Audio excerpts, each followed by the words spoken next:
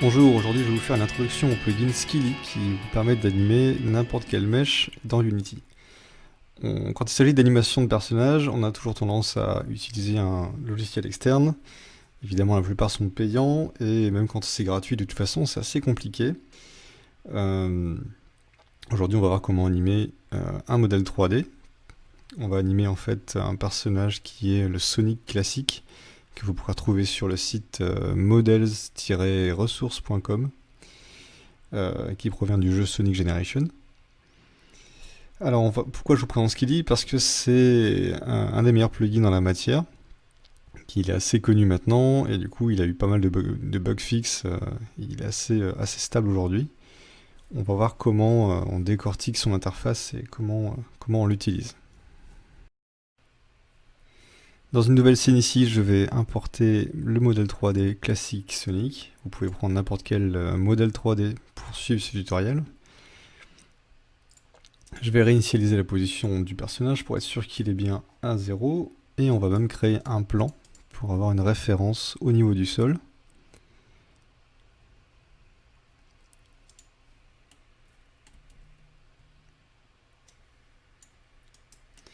Voilà, ce plan me montre bien que le personnage a les pieds au sol. Le problème, c'est qu'ils sont un petit peu de biais, en fait, les jambes sont écartées, donc on va devoir les remettre droites avant d'animer. On va maintenant appliquer Skilly sur le personnage. Tout ce qu'on a à faire, c'est de trouver le GameObject qui contient le Skinned Mesh Renderer.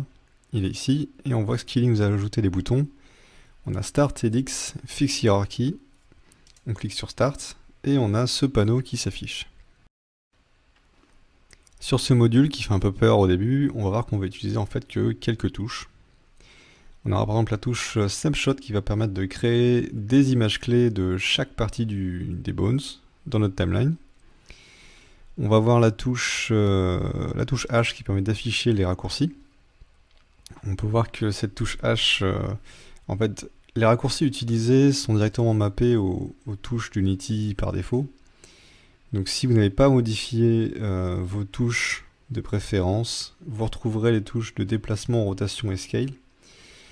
Comme moi j'ai un clavier AZERTY et que j'utilise pas la touche W pour le déplacement mais la touche Z, comme ça j'ai ZER qui suivent, j'ai dû modifier le code source de Skilly.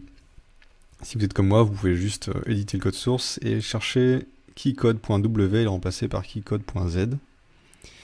Même chose pour passer du mode iKey au mode FKey, vous pouvez tout simplement faire une recherche sur cette touche et la mapper sur n'importe quelle touche de votre clavier. C'est vraiment une touche qu'on va utiliser souvent. Escape aussi, on va l'utiliser souvent, c'est pour sortir d'un mode. Les touches 1, 2, 3 vont nous permettre de tweaker en fait combien de bones on prend quand on va faire du iKey. Donc si je veux modifier juste la main, l'avant-bras ou tout le bras entier. Parmi les autres touches utiles, on a la touche R qui va permettre de reset la pose en cours à la pose de base, donc la pose qui est dans le modèle 3D. La touche P nous permet en fait de passer de l'espace global à local, ça va être très utile surtout pour les déplacements. La touche C qui nous permet de focus la caméra sur l'élément en cours de sélection. Et enfin en mode iKey, on a des choses intéressantes. Par exemple, si je sélectionne le bone de la main ici, on peut voir qu'on a tout son bras de sélectionné parce que on a link length égale 2. Si je sélectionne à 1, on voit qu'on a que l'avant-bras de sélectionné. Mais plus j'avance dans la taille de ce lien, on voit qu'il sélectionne les bones plus ou moins loin dans la hiérarchie. Ici, si je bouge mon bras, on voit que tout l'avant-bras et le bras sont pliés. Avant de commencer à animer, on va supprimer des éléments ici parce qu'on voit qu'on a plusieurs bouches superposées et également on a des paupières fermées. Donc on aimerait bien avoir les paupières ouvertes. On va commencer à supprimer dans Sonic les bouches en trop et également Environment Ambient Light. Pour ce qui s'agit des paupières, on retourne en mode high key et on va en fait mettre en arrière les paupières. J'appuie sur échappe si jamais j'ai sélectionné un bone, ça permet de rafficher tout l'arbre des bones. Je vais essayer de trouver tous les bones qui sont liés aux paupières et puis je vais juste les mettre en arrière. Même chose, la touche P permet de passer d'un espace à l'autre. Donc de l'espace local à global, ça permet d'avoir donc des flèches dans un sens, soit par rapport au perso, soit par rapport au monde.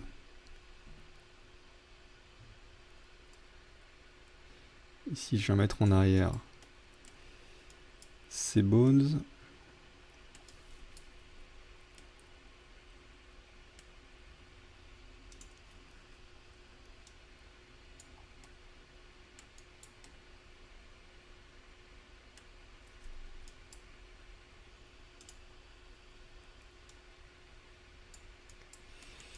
Et voilà, alors on a supprimé l'affichage des paupières. Comme on va faire une animation de course, on va mettre les bras de Sonic en arrière. Donc je sélectionne la main, je m'assure que tout le bras est bien sélectionné, sinon j'appuie sur la touche 2 de mon clavier. Et en mode déplacement, je viens mettre le bras en arrière. Puis avec la touche de rotation, j'applique une rotation sur la main et tout le bras est tourné. Même chose pour l'autre bras, j'appuie sur échappe pour retrouver l'arbre des bones, je cherche le bone qui correspond à la main, tout le bras est sélectionné, je déplace la main, rotation.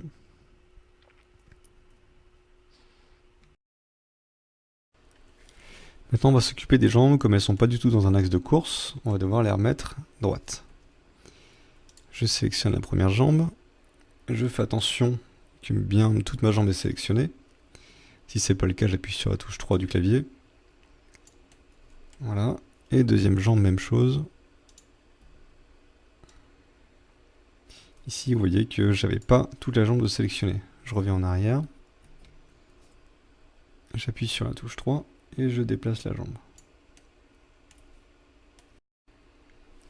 Ici, je vois que j'ai un petit problème avec le pied.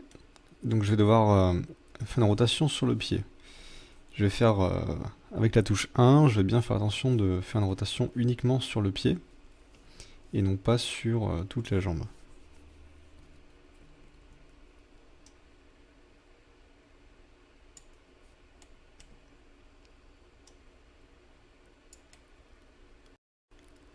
On va maintenant Sonic avec les jambes droites et on va pouvoir du coup passer à la suite. Même si les pieds sont pas exactement bien alignés ou bien à plat, c'est pas très grave. De toute façon, l'animation ira tellement vite qu'on ne pourra pas s'apercevoir des détails. Pour animer, j'ai juste à ouvrir le banc d'animation d'Unity et à créer une nouvelle animation. Et maintenant, tous les changements que je ferai sur le personnage vont s'écrire dans la timeline. Donc j'appuie sur le mode record pour être sûr d'animer le personnage et que ça soit enregistré. Comme une animation de course c'est assez compliqué à animer, on peut décomposer notre animation en 4 pauses simples, qui seront ensuite interpolées par Unity.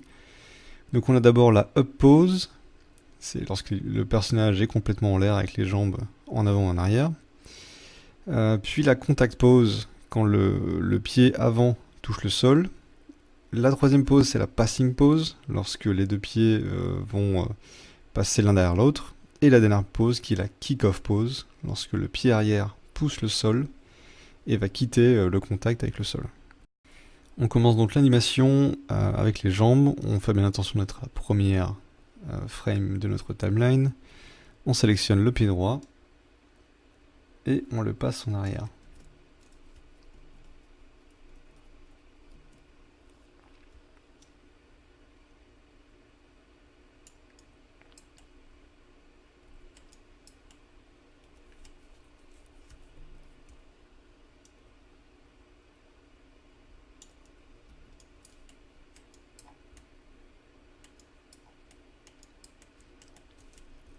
Même chose avec le pied avant.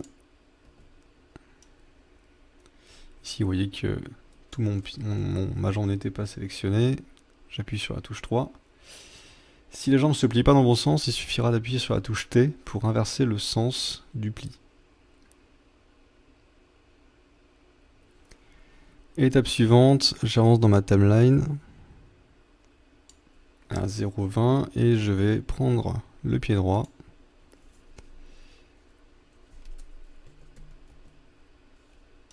Et je vais créer l'étape suivante qui est lorsque la jambe touche le sol.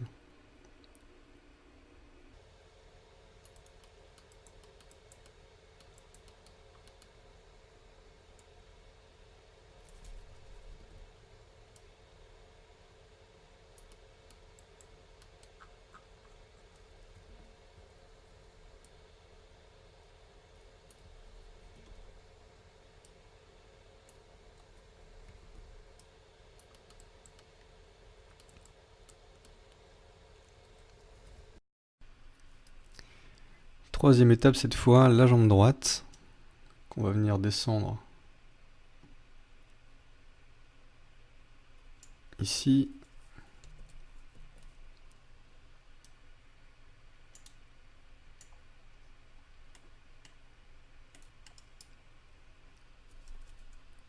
Et la jambe gauche repart en arrière.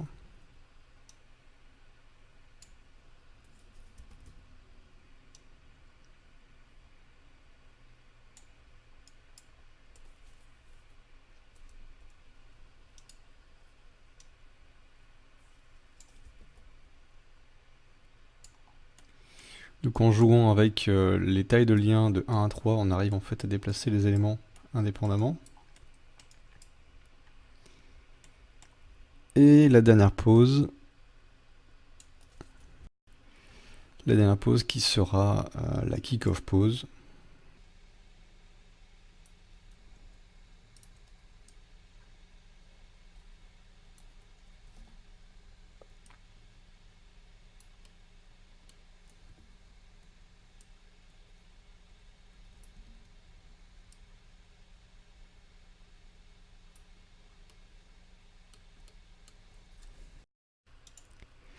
Voilà ce que ça nous donne pour l'instant. Maintenant, il ne nous reste plus qu'à dupliquer ces images pour en faire un cycle complet. Il nous manque quand même une dernière pause avant de dupliquer, c'est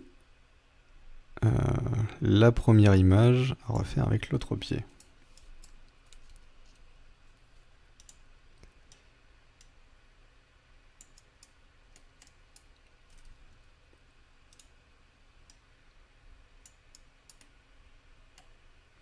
Donc on doit avoir l'équivalent de cette pause à la fin.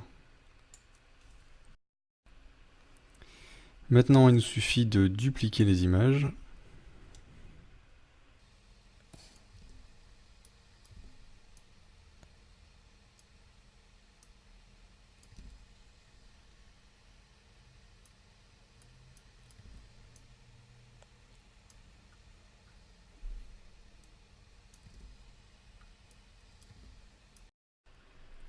On se retrouve maintenant avec une animation de course. On va l'améliorer un petit peu pour avoir quelque chose de plus réaliste. Première chose, quand Sonic court, il est un peu penché en avant. Donc on va venir sélectionner ici le bonus qui correspond à sa tête. Et on va le pencher en avant. En appuyant sur 1, je vais là modifier que la tête. Donc on a le corps un peu en avant et la tête en l'air. On peut même, pourquoi pas, animer un petit peu le déplacement de la tête.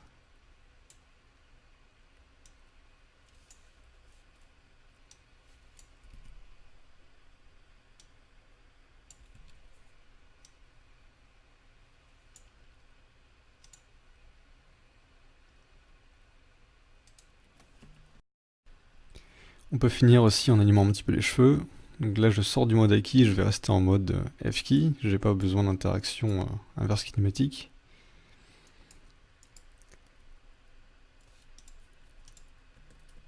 Et simplement avec la rotation, je vais venir changer la rotation des cheveux.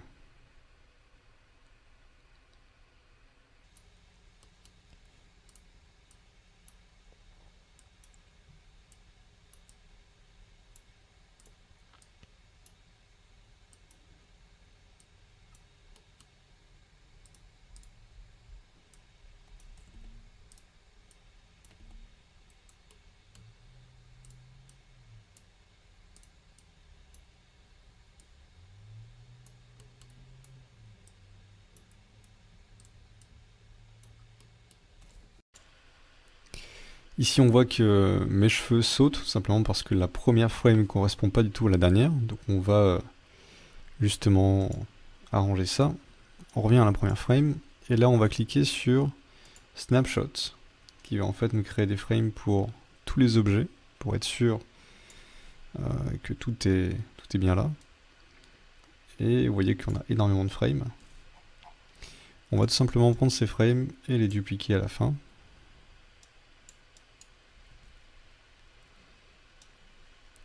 De cette manière, on est sûr qu'on aura vraiment une animation qui boucle.